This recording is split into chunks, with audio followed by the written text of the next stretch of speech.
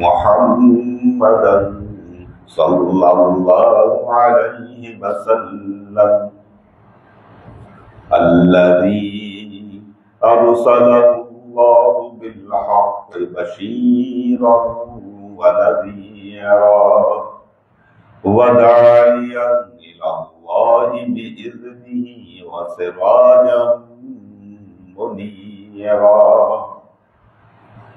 وقال الله تعالى في كلامه المجيد وفرقانه الحميد: ما كان محمد أبا أحد من رجالكم ولكن رسول الله وخاتم النبيين وكان الله بكل شيء عليما. إن الله وملائكته يصلون على النبي يا أيها الذين آمنوا صلوا عليه وسلموا تسليما. صلى الله على محمد صلى الله عليه وسلم. صلى الله على محمد صلى الله عليه وسلم. الله عاشق وسلم.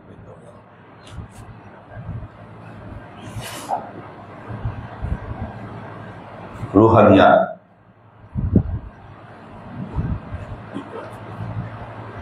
রুহানিয়াত বলা হয় ওই অবস্থাকে যে লাইট, যে আলো মানুষের রুহের অবস্থাকে পরিবর্তন করে দেয়, মোড়কে ঘুরিয়ে দেয়। মৌলানা রুমি বলছেন, নেই হাদিসে রাহে কুল খুন মিগুনা কিসসে হয় ये इश्क मजनून बयान मिगुना। नहीं बाशी হাদিসে রাহে কুল খুন মিগুনা, রক্তে ভরা একটি পথের গল্প বলছে। বাঁশি রক্তে ভরা, রক্তে পরিপূর্ণ একটি পথের গল্প বলছে।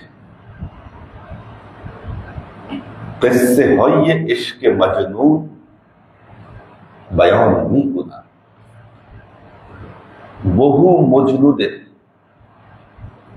প্রেমের গল্প বাঁশি বর্ণনা করছে।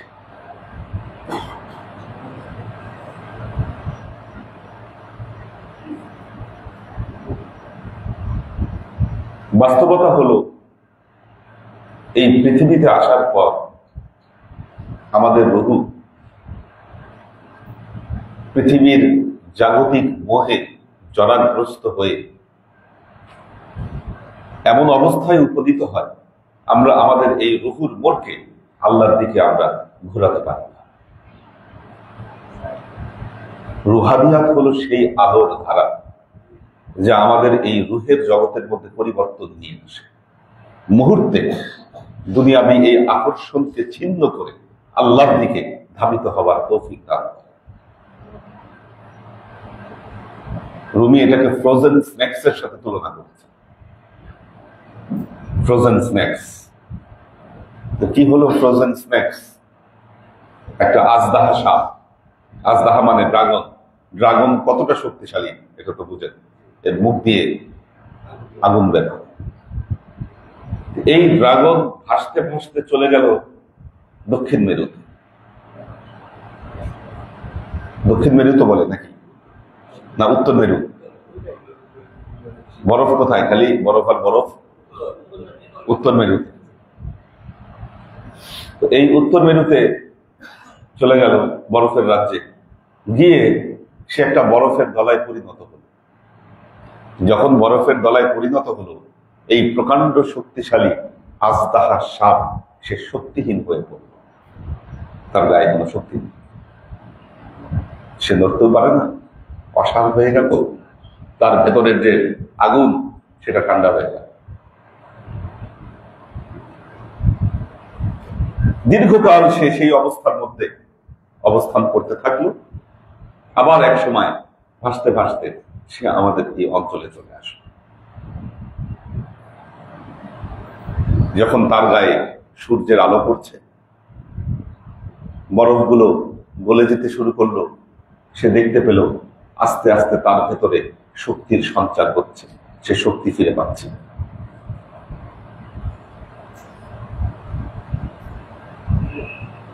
সুতরাং এই যে রুহানিয়াত, আমাদের মধ্যে রুহানিয়াত না আসা পর্যন্ত আমরা আমাদের জীবনের গতিপথকে পরিবর্তন করতে পারবো না। এই রুহানিয়াত খুব মুখ্য ব্যাপার। আজকে এই রুহানিয়াতের অনেক অভাব।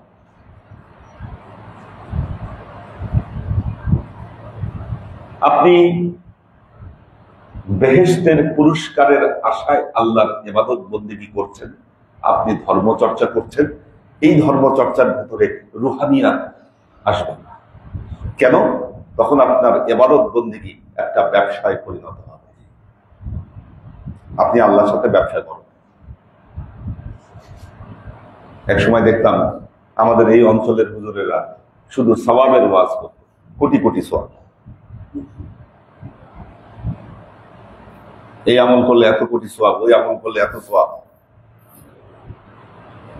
অবস্থাটা এরকম, সওয়াব কামাই আমি এটা ব্যালেন্স করব, আর কিয়ামতের ময়দানে গিয়ে আল্লাহকে ওই সওয়াবগুলো দিয়ে আল্লাহর কাছ থেকে জান্নাত নিয়ে নিব। অথচ তাদের এই ওয়াজ গাল গল্প সব মিথ্যাচার। পবিত্র কোরআন হাদিসের কোথাও আল্লাহ এই সওয়াবের গল্প, এই সমস্ত আলাপ করেন না। আপনারা দীর্ঘদিন কোরআন হাদিস চর্চা করেন, এগুলো আপনারা শুনেন। যখন মানুষ শুদ্ধ কোরআন হাদিসের চর্চা করতে শুরু করলো, আস্তে আস্তে এই সওয়াবের আলাপগুলো আমাদের ভেতর থেকে চলে যেতে শুরু করলো। হ্যাঁ, আল্লাহ জান্নাতের পুরস্কারের কথা পবিত্র কোরআনে শুনিয়েছেন, তার নবীকে বলেছেন নাযীরাম ওয়া বাশীরাম, ভীতি প্রদর্শন করবে এবং লোক দেখাবে, কাউকে কাউকে সুসংবাদ দিবে। ভীতি প্রদর্শন এবং সুসংবাদ ওই সমস্ত লোকদের জন্য দরকার যাদের ভেতরে রুহানিয়াত নাই, যারা যারা জাগতিক বিবেচনা ছাড়া অন্য কোনো কিছুকে বিবেচনা করতে পারে না, তাদের জন্য এটা দরকার। ব্যবসা ছাড়া কিছু বুঝে না, ভয় না দেখাইলে সন্ত্রাসীরা ঠিক হয় না। আপনি সন্ত্রাসীদের পুলিশ না দেখলে সন্ত্রাসীরা ঠান্ডা হয়। এখন পুলিশেও কাজ হয় না, আর্মি লাগে।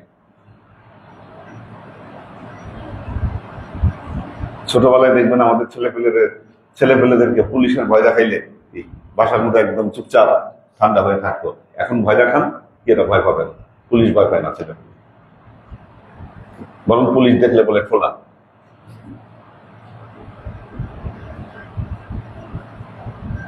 বাস্তবতা এটা। তো কিন্তু রুহানিয়াতের অধিকারী যারা, তাদের দোজখের ভয়ও দরকার নাই, জান্নাতের পুরস্কারও তাদের দরকার নাই। আল্লাহর ইশক মহব্বত, তাদের অন্তর আল্লাহর দিকে ধাবিত হয়ে গেছে।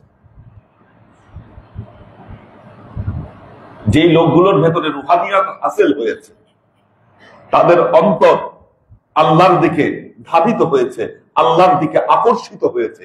তাদের জান্নাতের পুরস্কার অথবা দোজখের ভীতির কোনো প্রয়োজন নাই। তারা এমনিতেই আল্লাহর ইবাদত বন্দেগীতে লিপ্ত হবে। আজকে কেন আমরা রুহানিয়াত থেকে দূরে সরে যাচ্ছি? কারণ ধর্ম চর্চার জায়গা বানিয়েছি আমরা ইউটিউব, ফেসবুক, ওয়াজ মাহফিল, এগুলো দিয়ে রুহানিয়াত হাসিল হওয়া সম্ভব নয়। রুহানিয়াত যদি হাসিল হতে হয়, তাহলে একজন আল্লাহর ওয়ালির সান্নিধ্যে আপনাকে যেতে হবে, যিনি একজন হাদি, যিনি একজন মুর্শিদ, যিনি আপনার ভেতরে রুহানিয়াতকে জাগিয়ে তুলতে পারবেন। এই ফ্রোজেন স্নেকসকে আজদাহা সাপে পরিণত করতে পারবেন, এইরকম একজনের সোহবত প্রয়োজন।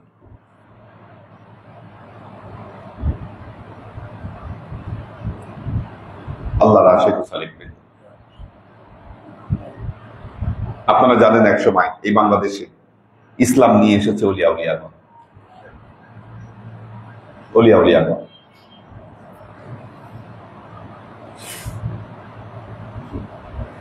রাষ্ট্রীয়ভাবে বাংলাদেশে ইসলাম এসেছে 1204, অথচ নেত্রকোনায় শাহ কমরুদ্দিন রুমি 1043 খ্রিস্টাব্দে উনি নেত্রকোনায় আসছে। অর্থাৎ ইখতিয়ার উদ্দিন মোহাম্মদ বখতিয়ার খিলজি আসার প্রায় 150 বছর আগে উনি বাংলাদেশে আসছেন। বাস্তবতা হযরত মাহি সাওয়ার ওনার সমসাময়িক, উনিও আসছেন। এরকম বাংলাদেশ আবাদ করেছেন অলিয়া উলিয়াগণ। বর্তমান সময়ে অলিয়া উলিয়াদের প্রভাব কমে গেছে এবং এর বিপরীতে ভিন্ন মতবাদ বাংলাদেশে প্রতিষ্ঠিত হচ্ছে, যেই মতবাদগুলো রুহানিয়াত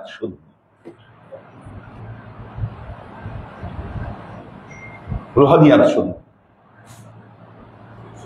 সবচাইতে দুঃখের বিষয় হলো এই মতবাদগুলোর আবাদ যতই হোক না কেন, যতই আবাদ করা হোক, এর যতই ব্যাপ্তি ঘটুক, যতই প্রবৃদ্ধি ঘটুক, এর দ্বারা ইসলামের কোনো উপকার হবে না। কারণ যেই মুসলমান খালি জান্নাতে যাইতে পারলেই খুশি, দোজখের আযাব থেকে বাঁচতে পারলেই যেই মুসলমান খুশি, এই মুসলমানদেরকে দিয়ে খুব ভালো কিছু আশা করা যায়। কেন? এর ভেতরে রুহানিয়াত নাই। কিন্তু পৃথিবীতে যাদের ভেতরে রুহানিয়াত পয়দা হয়েছে, দেখা গেছে অল্প সংখ্যক মানুষ ব্যাপক বিপ্লব তারা করে ফেলতে পেরেছে। পৃথিবীর ইতিহাস তাই বলে। আজকে অলিয়া উলিয়াগণ আমরা কয়েকটা কারণ চিহ্নিত করেছি তাদের প্রভাব কমে যাবে কেন। এক হলো শিক্ষা প্রতিষ্ঠানের অভাব।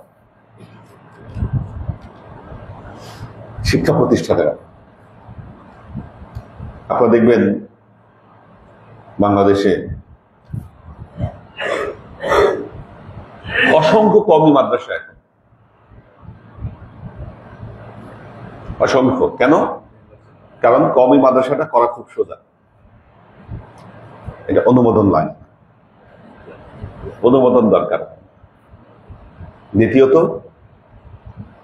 যারা শ্রমজীবী মানুষ তাদের যখন সকাল থেকে বের হন, দেখা যায় স্বামী স্ত্রী দুজনই চাকরি করেন।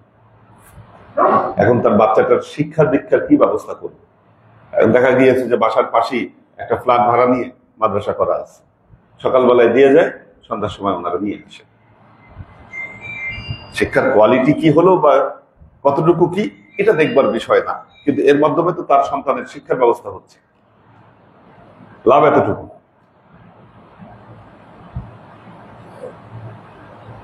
এই কওমি মাদ্রাসার প্রসার এতটা হয়েছে, এখন তারা ডাক দিলে দেখবেন লক্ষ লক্ষ মানুষ রাস্তায় নেমে আসে। কিন্তু বিগত আমলে যখন কওমি মাদ্রাসাকে মাস্টার্সের মান দেয়া হয়, তখন আমরা বলেছিলাম এটা ঠিক হচ্ছে না তাদের মাস্টার্সের মান দেওয়া। কেন? কারণ এই মাস্টার্স দিয়ে তারা তাদের জীবনে কিচ্ছু করতে পারবে না। আপনার গোড়ায় শিকড় নাই, আগায় পানি ঢাললে লাভ হবে কি? আপনার এসএসসির মান নাই, এইচএসসির মান নাই, অনার্স নাই, ডিগ্রি নাই, আপনি মাস্টার্স নিয়ে বসে আছেন। যে কোনো চাকরির সার্কুলার দিলে বলবে স্নাতক, স্নাতকোত্তর, কি এসএস, এগুলো তো চাবে। এগুলা ছাড়া আপনি কোনো চাকরি দিয়ে অ্যাপ্লাই করতে পারবেন না। এই মাস্টার্স দিয়ে আপনি করবেন কি? বোকামি। শুরু করা উচিত ছিল তো নিচ থেকে। যে ঠিক আছে মাস্টার্সের দরকার নাই, আপনি আমাদের এটা এসএসসি মান দেন। এসএসসির পরে এসএসসির মান নিতেন, অনার্সের মান নিতেন, তাহলে বোঝা যেত যে না, যেটা আলিয়া মাদ্রাসার শিক্ষাক্রমের তারা যেভাবে মান আদায় করেছে।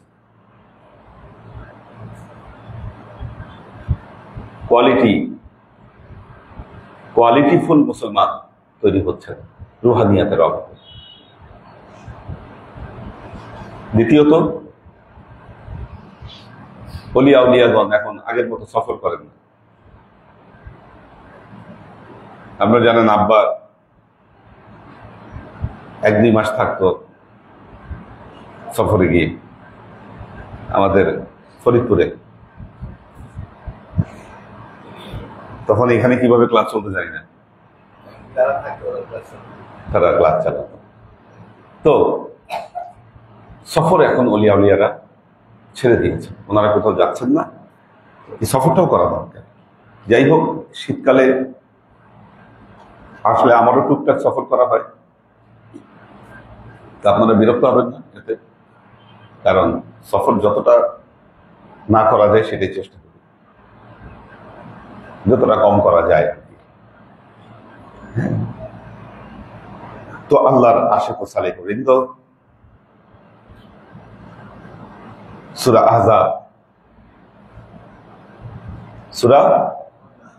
আহজাব। أعوذ بالله من الشيطان الرجيم بسم الله الرحمن الرحيم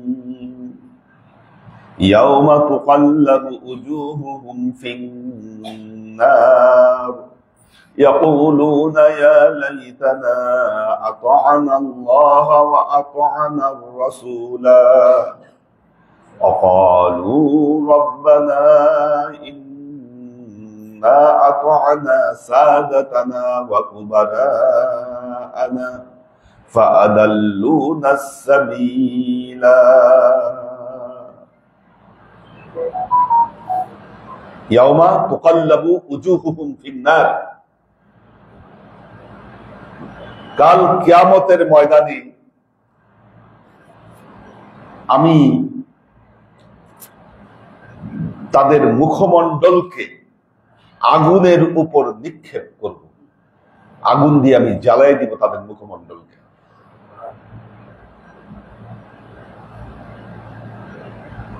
ইয়াওমা তুকাল্লাবু উজুহুহুম ফিন্নার, আমি তাদের মুখমণ্ডল আমি আগুন দিয়ে জ্বালিয়ে দিব কাল কিয়ামতের ময়দানে। ইয়াকুলুনা, ওই সময় তারা আল্লাহকে বলবে, ইয়া লাইতানা আতা'না আল্লাহ ওয়া আতা'না আর-রাসূলা, ইয়া লাইতানা, হায় আফসোস, আতা'না আল্লাহ, আমরা যদি আল্লাহকে ইতাআত করতাম, ওয়া আতা'না রাসূলা, যদি রাসূলকে ইতাআত করতাম, তাহলে আজকে আমাদের এই পরিণতি হতো না।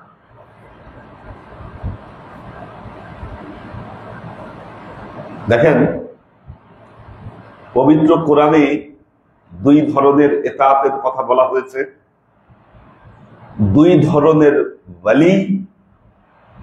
ধরনের ওয়ালি তথা অভিভাবকের কথা বলা হয়েছে।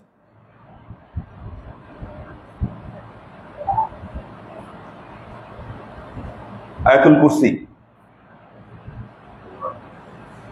কুরসি, আল্লাহু ওয়ালিয়ুল্লাযীনা আমানু ইখরিজুহুম মিনাজ যুলুমাতি ইলান নূর। আল্লাহু ওয়ালিয়ুল্লাযীনা আমানু, আল্লাহ যেই সমস্ত ঈমানদারদের ওয়ালি হয়ে যান, বন্ধু হয়ে যান, ইখরিজুহুম মিনাজ যুলুমাতি ইলান নূর, তাদেরকে অন্ধকারচ্ছন্নতা থেকে আলোর দিকে বের করে নিয়ে আসেন। তাদের অন্তরে থাকা অন্ধকারকে দূরীভূত করে দেন, সেখানে আল্লাহ আলো জ্বালিয়ে দেন।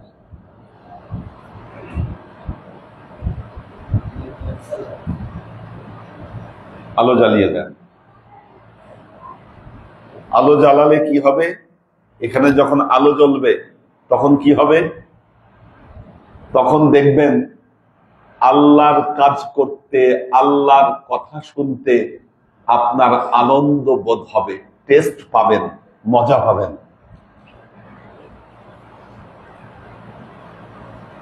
ক্লাসে আসতে ভালো লাগবে, খতম করতে ভালো লাগবে।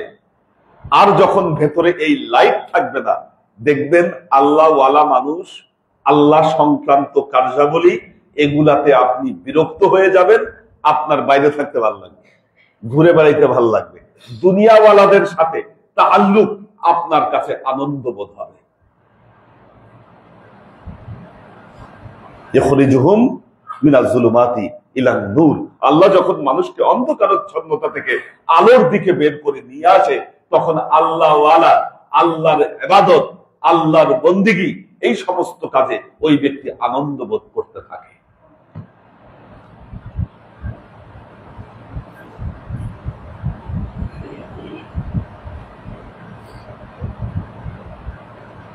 খুঁজে খুঁজে ক্লাসে ধরে আনতে হয় না। কি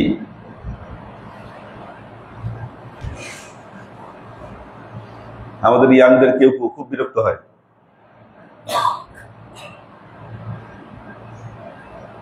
ভালো লাগে না যখন বাবা কন্টিনিউ ভাবে বলে, বাসা থেকে খোঁচাইতে থাকে, মাঝে মধ্যে ক্লাসে এসে হাজিরা দেয়, তারপরে নিজের ইচ্ছার বিরুদ্ধে। ইচ্ছার বিরুদ্ধে নাই হলো। একটা জিনিস দেখবেন, যারা নামাজ পড়ে, কন্টিনিউ যারা নামাজ পড়ে, কোনো ওয়াক্ত নামাজ বাদ গেলে, নামাজ না পড়া পর্যন্ত তার মনে শান্তিও লাগে না, শরীরে একটা অস্থির ভাব হয়, খাওয়া দাওয়া করতেও ভালো লাগে। আপনি নামাজ বাদ দিয়ে যে খাওয়া দাওয়া করবেন, আপনার কাছে অস্বস্তি লাগবে যে খাওয়া দাওয়া করতেছি, আমি তো নামাজই করিনি।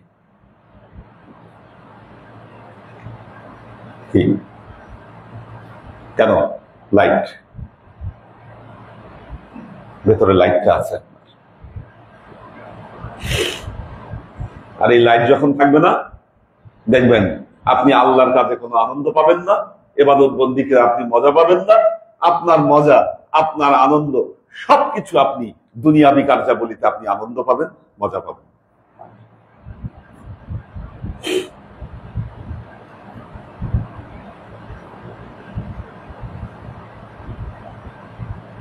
তাহলে এক প্রকার লোক যাদের ওয়ালিকে আল্লাহ, যাদের ওয়ালি আল্লাহ। ওয়াল্লাযীনা কাফারু আউলিয়াউহুমুত তাগুত ইখরিজুহুম মিনান নূরি ইলাজ যুলুমাত। মজার ব্যাপার হলো, দেখেন, যারা কুফরি করে তাদেরও ওলি আছে,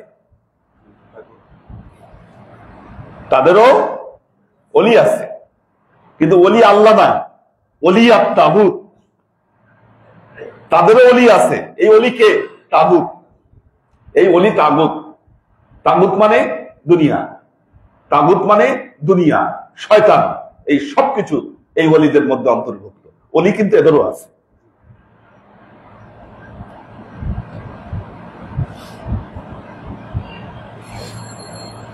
ওটা হচ্ছে মিন দুনিল্লাহি ওয়ালিয়া, আল্লাহকে বাদ দিয়ে যেটা ওয়ালি।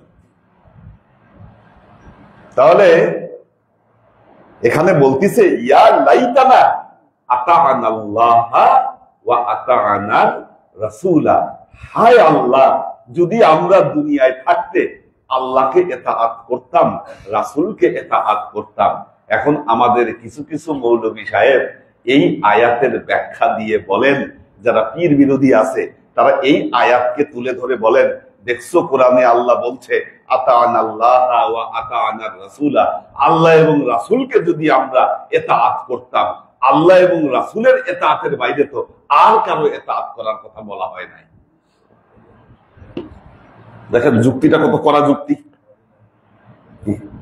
আবার এরপরের আয়াতে আল্লাহ বলছে যে যে অকালু রব্বানা ইন্না আতা'না সাদাতানা ওয়া কুবারা'ানা ফাআদাল্লুনা সাবিলা।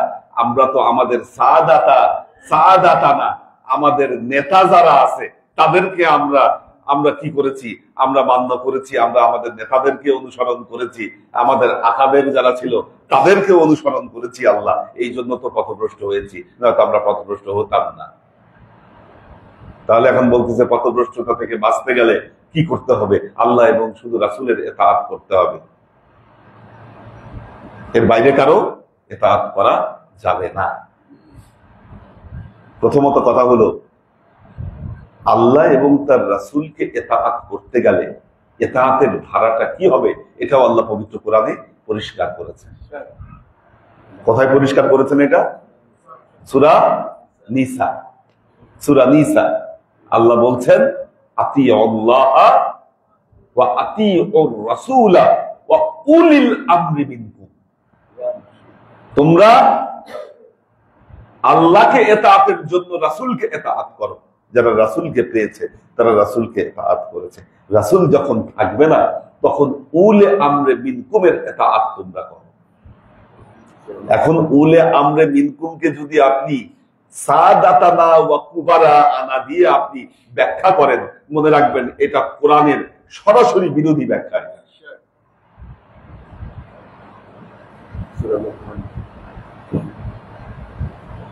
সরাসরি বিরোধী ব্যাখ্যা। যেহেতু আল্লাহ বলেছেন আল্লাহকে ইতাআতের জন্য তার রাসূলকে ইতাআত করতে হবে, রাসূলকে ইতাআতের জন্য কাকে ইতাআত করতে হবে? উলে আমরে মিনকুম, তোমাদেরকে আল্লাহর পথে পরিচালনা করতে যিনি সক্ষম, আল্লাহ বিমুখ পথ থেকে বিরত রাখতে যিনি সক্ষম, তার ইতাআত করতে হবে। ইতাআতের ধারা দেখিয়ে দিয়েছেন আল্লাহ কিভাবে হতে হবে। এটা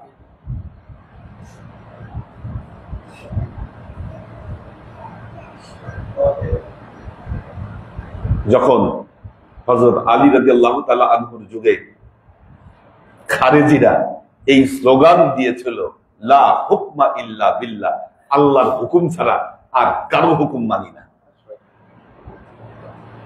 খারেজিরা কি ঘোষণা দিল? লা হুকমা ইল্লা বিল্লাহ, হুকুম চলবে একমাত্র আল্লাহ, আল্লাহর হুকুম ছাড়া আমরা আর কারো হুকুম মানি না। ওদেরকে ধর্মদ্রোহী এবং কাফের ঘোষণা করা হলো। এরা বলে আমরা কোরআন আছে, কোরআন অনুযায়ী চলবো। হযরত আলী বললেন হাযা কুরআনুন ইউসমাউ আনা কুরআনুন নাতিকুন। আরে এই কোরআন তো কথা বলে না, এটা খালি শোনা যায়, এটা তো তোমাদেরকে হেদায়েত দিবে না। আমি হচ্ছে কথা বলা কোরআন, আমি কথা বলা কোরআন, এই কোরআন তো কথা বলছে না। এই জন্য দেখবেন ফালান তাজিদ আলাহু ওয়ালিয়াম মুরশিদা, আমাদের কিছু কিছু মাওলানা সাহেবরা এটার ব্যাখ্যা টেনে বলতেছে ওলিয়াম মুরশিদা মানে কোরআন হাদিস। মনে হচ্ছে কোরআন হাদিসের এখন তো অ্যানিমেশনে সবকিছু সম্ভব। এনাদের কথায় মনে হয় যে মুখ গজাবে, কথা বলবে আপনার সাথে। কোরআন কি কথা বলে আপনার সাথে? এই জন্য আল্লাহ নবী বলেছেন কুন আলেমান তাকা, যদি তুমি নিজে আলেমান তাকা হও, কোরআন থেকে যদি হেদায়েত তুমি বের করতে সক্ষম হও, তাহলে তুমি ঠিক আছে, তুমি বাঁচবা। আর যদি এটা তুমি না পারো, আউমতিয়ান, একজন আলেমান তাকাকে তুমি ইতাআত করো।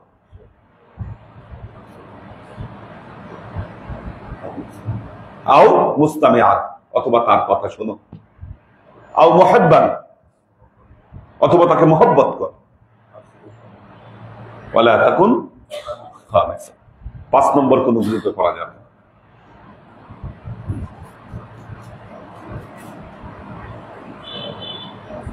মুতিয়ান, মুস্তামিআন, মুহিব্বান আও আলেমান তাকা, এই 4-এর মধ্যে থাকতে হবে।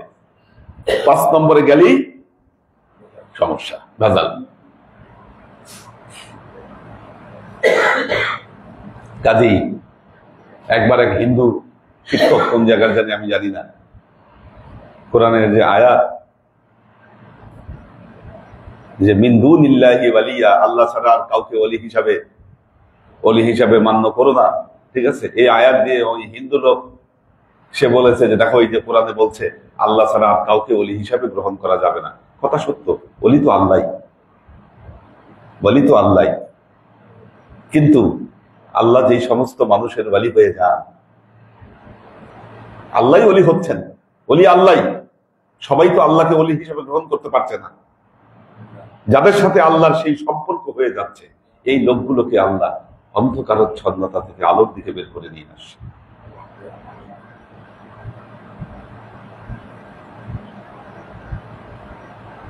এদের সোহবতে গেলে হৃদয় জগতে পরিবর্তন আসছে, পরিবর্তন হচ্ছে। জিকির আজকারের মাধ্যমে আল্লাহর কাজের প্রতি আমাদের আগ্রহ জন্মাচ্ছে। এখন বলবে তাহলে ইয়া লাইতানা আতা'না আল্লাহ ওয়া আতা'না রাসূলা, হায় আল্লাহ, আমরা যদি আল্লাহ এবং তার রাসূলকে যদি আমরা কি করতাম, ইতাআত করতাম। তাহলে প্রশ্ন হলো, এই লোকগুলা আল্লাহকে অনুসরণ করলো না, রাসূলকে অনুসরণ করলো না, তাহলে অনুসরণ কাকে করলো? কাকে করলো? পরের আয়াতে ব্যাখ্যা, وقالوا ربنا إنا أطعنا سادتنا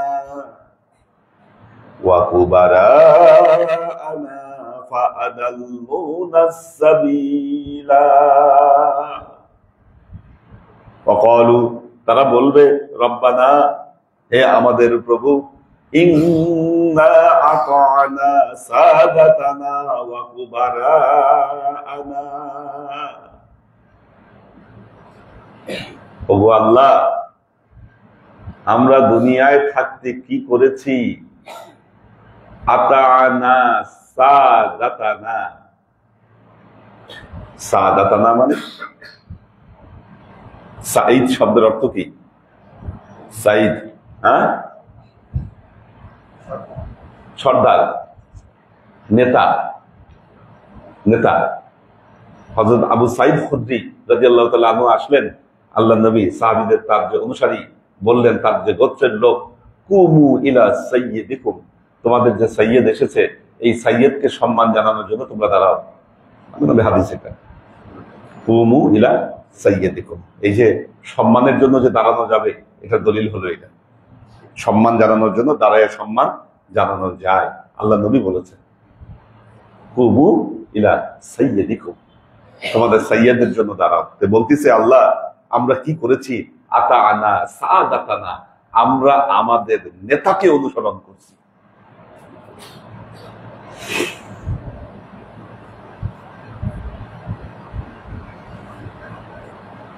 কি নেতাকে কিভাবে অনুসরণ করতে হয়, আমাদের এখানে অনেকে আছে জানে, ওনারা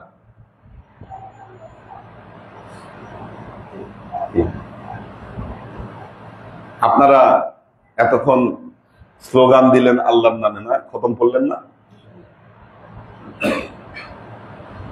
আল্লাহর নামই তো জোরে জোরে বললেন, ইয়া মুসাব্বিবাল আসবাব ইয়া শাফিআল আমরাজ। কিন্তু যারা নেতাদেরকে অনুসরণ করে, দেখবেন যখন মিছিল করে, মনে দেখেন মিছিল শুনবেন, ভাইয়ের নাম এমন ভাবে বলে যেন জিকির করতেছে নামের, না?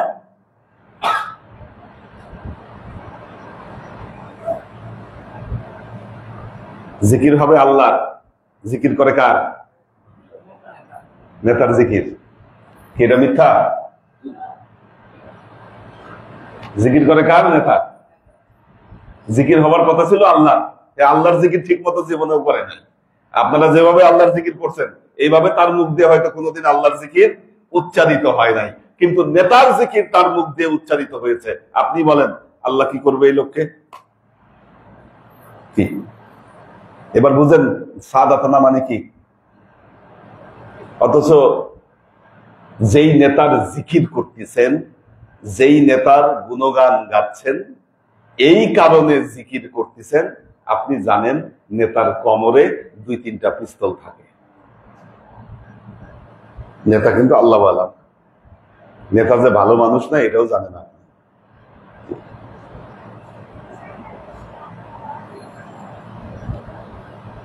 বাংলাদেশের মসজিদগুলা কোন আলেম চালায় এখন? সমাজের যেগুলা বড় বড় চোর, বাটপার, সুদখোর, দেখবেন সুদের বিরুদ্ধে ওয়াজ বন্ধ হয়ে গেছে এখন বাংলাদেশে।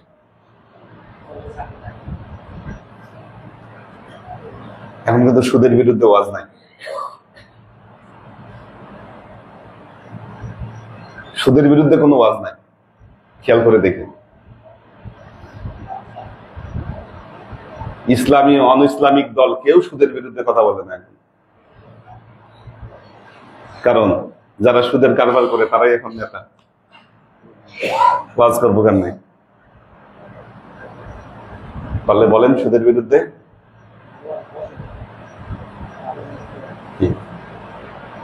তাহলে হাতানা সাদাতানা ওয়া কুবারানা, বুঝেন এটার মানে কি?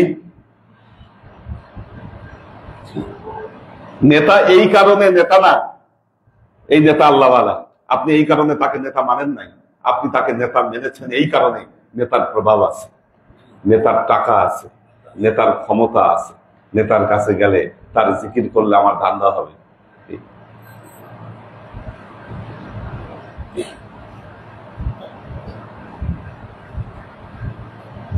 কি এই ওয়াজ খারাপ লাগতেছে কার কার? এই খারাপ লাগে? খারাপ লাগার কোনো কারণ নাই।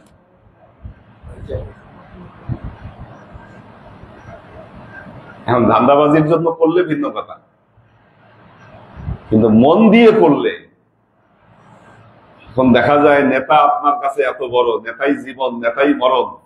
কি নেতার আদর্শে আপনি মাথা বিক্রি করে দিচ্ছেন।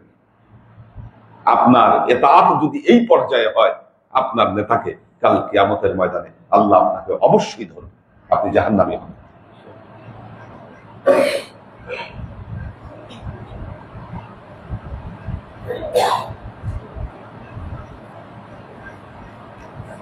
আপনার নেতা ভালো না খারাপ আপনি জানেন না। বাংলাদেশে বলতেছে সংস্কার করবে। আমার মতে সংস্কার এইভাবে করা উচিত, ওই সমস্ত লোকদেরই রাজনীতিতে আসা উচিত যাদের কোনো পেশা আছে।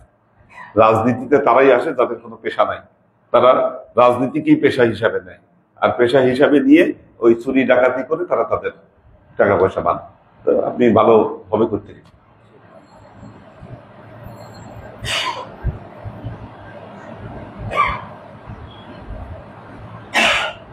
এখন আপনার নেতা আসলে আপনি আপনার হুজুরকে নেতা মানবেন না আপনি আপনার কি এই যে সাদাতানা ওয়া কুবারানা এদেরকে নেতা মানবেন? এই প্রশ্নই আপনি ধরা খেয়ে যান, এই প্রশ্নই ধরা খেয়ে যান।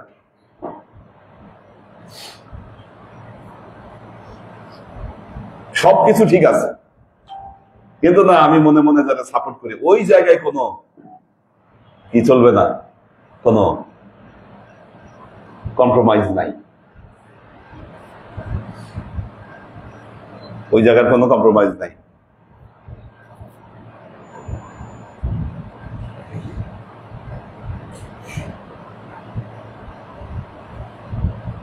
এজন্য দিন, ইসলাম, হেদায়েত, মসজিদ বর্গা দিয়ে দিচ্ছেন আপনি সন্ত্রাসীদের হাতে। ওই দিন দেখলাম মসজিদ কমিটির কোথায় মারামারি হয়ে মারা গেছে একজন, গতকাল বা গত পরশুদিন পেপারে দেখলাম 2 গ্রুপের সংঘর্ষে একজন মারা গেছে, মসজিদ কমিটি।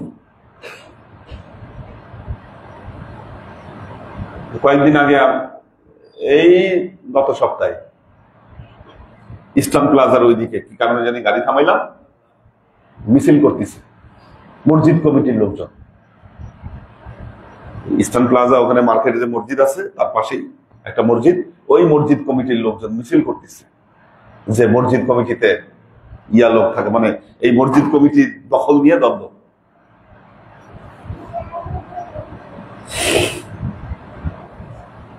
মসজিদ কারা চালায়? আলেম ওলামা চালায় মসজিদ, মসজিদ চালায় সুদখোর, বদমাইশ, সন্ত্রাসী, চাঁদাবাজ, এরা মসজিদ চালায়, বেনামাজি। আর বেনামাজিও না, হয়তো নামাজ ধরছে বুড়া কালে, দেখছে যে না শরীরের শক্তি ভক্তি সব শেষ, এখন সত্যি হুজুররা যে ওয়াজ করে এগুলা যদি ঠিক হয় তো এই পরকালে গেলে তো কি আমও যাবে চালাও যাবে। তো একটু কিছু কামাইয়ে ওই ব্যাংক ব্যালেন্স করে পরে আল্লাহরে কিছু বুঝাই যদি জান্নাতটা দিতে পারি। দুনিয়ায় তো পদ পদবি সবকিছু ধান্দাবাজি করে হাতাইতে পারছি, এখন কাল কিয়ামতের ময়দানে যদি একটু ধান্দাবাজি করে যদি আল্লাহর কাছ থেকে যদি জান্নাতটা হাতায় দিতে পারি, কি ওদের নামাজ রোজা সব এই কারণে, আর কিচ্ছু না। এই কারণে কোথায় হেদায়েত, কোথায় রুহানিয়াত, কোথায় আপনার লক্ষ্য, আপনার গোল, কোথায় যাচ্ছেন আপনি?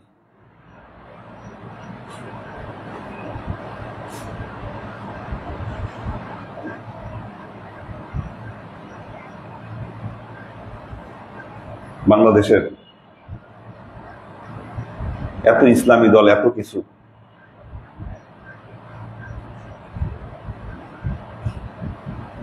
আমেরিকার বিরুদ্ধে কোনো ওয়াজ নাই, ইসরায়েলের বিরুদ্ধে ওয়াজ নাই, ফিলিস্তিনের পক্ষে ওয়াজ নাই, সুদের বিপক্ষে ওয়াজ নাই, কি যেই জায়গাগুলোতে খালি সুবিধা এগুলা কোনো কথা বলবে না, একদম চুপ নিশ্চুপ বোবা শয়তান ওই জায়গায়।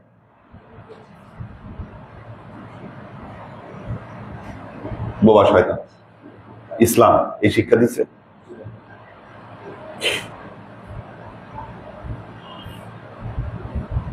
সাদাকে সাদা বলতে পারেন না, কালোকে কালো বলতে পারেন না,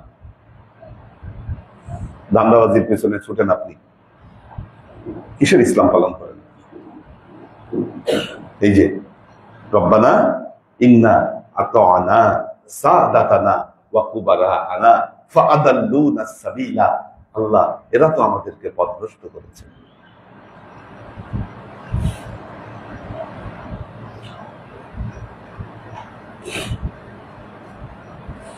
এরা আমাদেরকে পথভ্রষ্ট করেছে।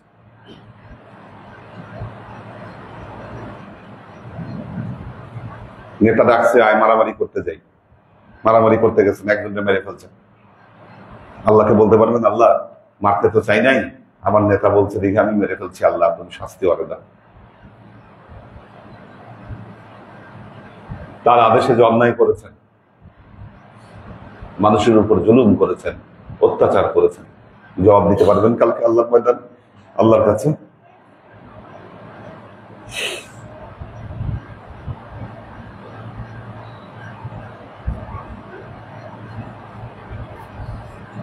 আল্লাহর আশিক ও সালেক বৃন্দ, ব্যাপক পরিবর্তন দরকার, আমাদের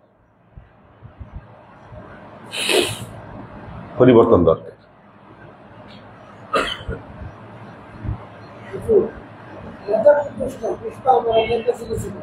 হ্যাঁ, কারণ আপনার ভেতরে রুহানিয়াত আসে নাই, পরিবর্তন হয় নাই। সবাই তো কেলাবুদ দুনিয়া, কেলাবুদ দুনিয়া একটা গল্প করেছিলাম, দুনিয়ার কুকুর, সবাই তো দুনিয়ার কুকুর হয়ে আছে, দুনিয়া চায় সবাই।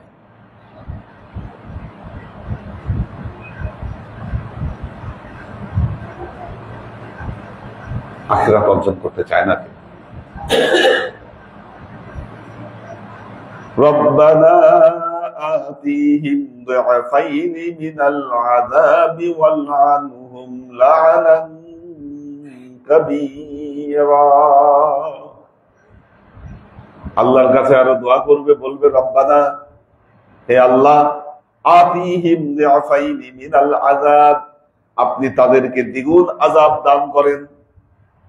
নিজের কি হবে এটার খবর নাই, বলতেছে আল্লাহ এদের আপনি দ্বিগুণ আযাব দেন, বলবে এই লোক, ফরিয়াদ করবে আল্লাহকে। ওয়ালআনহুম লা'নান কাবীরা, তাদেরকে আপনি একদম বড় লানতের মধ্যে আপনি ফেলে দেন। সুতরাং আপনি বয়াত করেছেন, মুর্শিদ ধরেছেন, আপনার নেতাকে, আপনার মুর্শিদ, আপনার বড় নেতা হলো মুর্শিদ।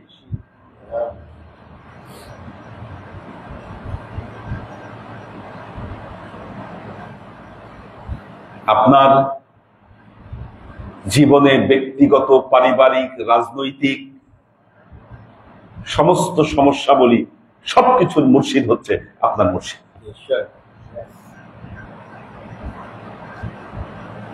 আপনার মুর্শিদের চাইতে যদি নেতা বড় হয়, আপনার মুর্শিদের চাইতে যদি বড় ভাই বড় হয়, এই যে কুবারা আনা শব্দটা বলছে, কুবারা আনা মানে হলো বড় ভাইরা, কি সাদাত আনা মানে হচ্ছে নেতারা, আর কুবারা আনা মানে হচ্ছে বড় ভাইরা। আমাদের বড় ভাইরা পথভ্রষ্ট করছে আল্লাহ।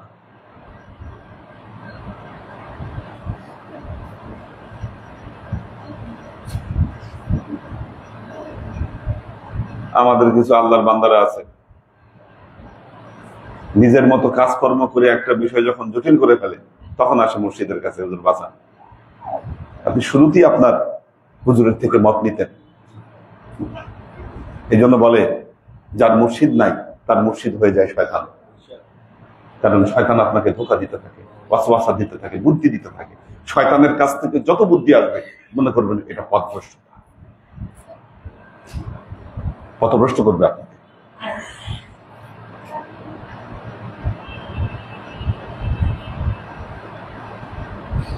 এজন্য মনে রাখবেন, এই কথা থেকে বাঁচার জন্য রব্বানা ইন্না আতা'না সাদাতানা ওয়া কুবারা'না, আল্লাহ দুনিয়ায় থাকতে আমাদের নেতাদেরকে আমরা ইতাআত করেছি, আমাদের বড় ভাইকে আমরা মান্য করেছি।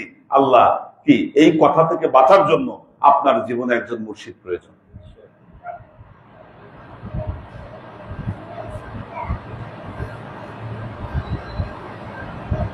আল্লাহর আশিক ও সালিক বৃন্দ, নিজের অন্তরকে প্রশ্ন করুন। আপনি আপনার নিজেকে যাচাই করতে পারবেন কোন হালতে আপনি আছেন, কোন অবস্থানে আপনি আছেন। প্রশ্ন করতে আপনার নিজেকে প্রশ্ন করেন, আপনার কোন দিকে মন বেশি টানে? দুনিয়ার দিকে মন বেশি টানে না আল্লাহর দিকে মন বেশি টানে? প্রশ্ন করেন নিজেকে, উত্তর পেয়ে যাবেন। কোন হালতের দিকে আপনি আগাচ্ছেন? যদি অবস্থা ঠিক না থাকে অন্তরের চিকিৎসা করেন। এখনই আপনার চিকিৎসা প্রয়োজন। ফি কুলুবিহিম মারাদুন ফাযাদাহুমুল্লাহু মারাদা। অন্তরে অসুখ আছে, অসুখের চিকিৎসা প্রয়োজন। বারাকাল্লাহু লানা ওয়া লাকুম ফিল কুরআনিল আযীম ওয়া নাফা'না ওয়া ইয়্যাকুম লা আয়াতি ওয়া যিকরিল হাকীম ইন্নাহু তাআলা জাওয়াদুন কারীমুন মালিকুন রাউফুর রহিম।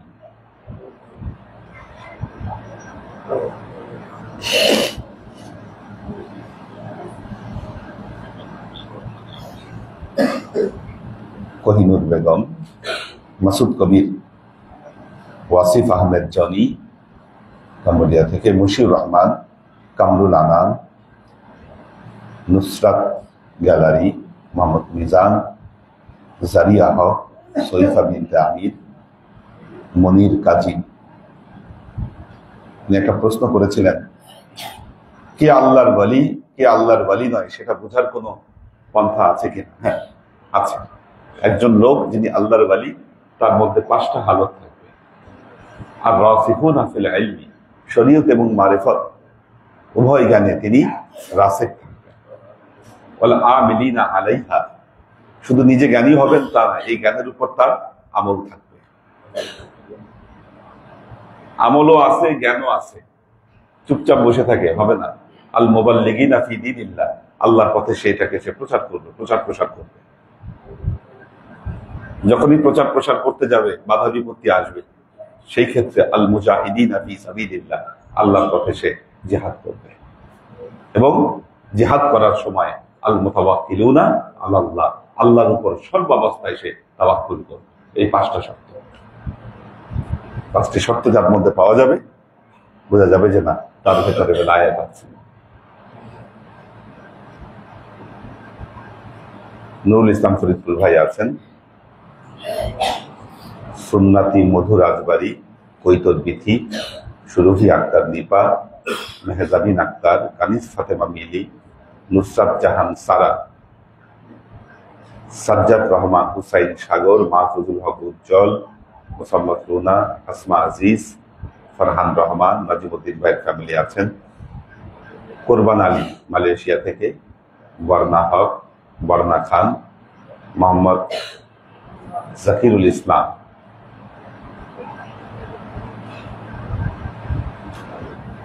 রাফিউল শেখ, সুরাইয়া আক্তার, স্নিগ্ধা রাহি, আল ইমরান, শাহাদত হোসাইন নজরুল, আলী আকবর ভাই আছেন, শিলাকোঠা দরবার শরীফ, আলহামদুলিল্লাহ, সাজ্জাদ রহমান,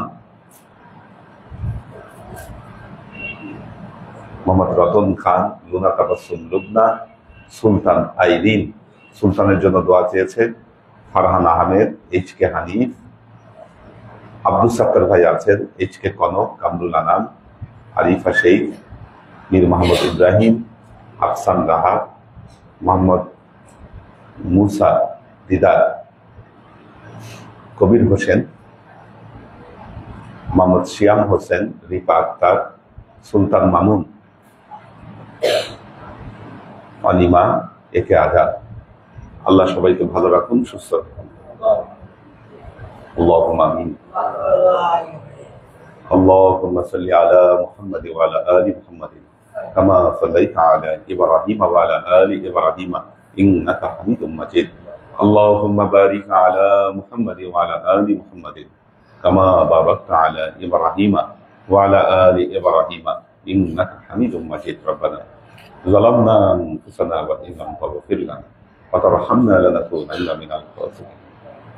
ربنا آتنا في الدنيا حسنة وفي الآخرة حسنة وقنا عذاب النار. ربنا لا تزغ قلوبنا بعد إذ هديتنا وهب لنا من لدنك رحمة إنك أنت الوهاب. اللهم إنك عفو تحب العفو فاعف عني يا غفور رحيم الودود. اللهم نور قلوبنا بنور الإيمان ونور قلوبنا بنور الإسلام ونور قلوبنا بنور الإحسان وزين أخلاقنا بنور محمد صلى الله عليه وسلم. اللهم إنا نسألك علما نافعا رزقا واسعا عملا مقبولا شفاء من كل داء قلبا خاشعا ذهنا ذاكرا إيمانا كاملا توبة قبل الموت راحة عند الموت ونجاة بعد الموت. اللهم إنا نسألك رحمتك في كل درجة فلاح في كل أمر ونعوذ بك من الشرك والشك والنفاق والبدعة ومن كل وسوسة الشيطان. يا الله يا رحمن يا مالك, আমরা এতক্ষণ তোমার দরবারে যে সমস্ত আমলকে উপস্থাপন করলাম ত্রুটিমুক্তভাবে, এই আমলগুলোকে তুমি আমাদের তরফ থেকে কবুল করে নাও। তুমি আমলের যাজা আমাদের পেয়ারা নবী হযরত মুহাম্মদ মুস্তাফা সাল্লাল্লাহু আলাইহি ওয়াসাল্লামের কাছে পৌঁছে দাও। আল্লাহ আমাদের নবীর পরিবারবর্গের কাছে তুমি এর জায়গাকে পৌঁছে দাও। এই দুনিয়ার সমস্ত আম্বিয়ায়ে কেরাম, সাহাবায়ে কেরাম, তাবেঈন, তাবেঈন, ওয়ালি আউলিয়া, গাউস, কুতুব, আমাদের মা বাবা, ভাই বোন, আত্মীয় স্বজন, এই দরবার থেকে যত পীর ভাই বোন চলে গেছে সবার রূপে তুমি এর জায়গাকে পৌঁছে দাও। তুমি তোমার হাবিবের ওসিলায় আমাদের সবাইকে কবুল ক্ষমা করে দাও। আমাদের জীবন থেকে সমস্ত অভাব, অভিযোগ, বালা, মুসিবত, দুঃখ, কষ্ট, রোগ, শক্তি দূরীভূত করে দিয়ে দৃঢ় হস্তে তোমার দ্বীনের খেদমতের তৌফিক তুমি আমাদেরকে দাও। আজীবন যেন তোমার হেদায়েতের পথে প্রতিষ্ঠিত থাকতে পারি, সে তৌফিক তুমি আমাদেরকে দান করো।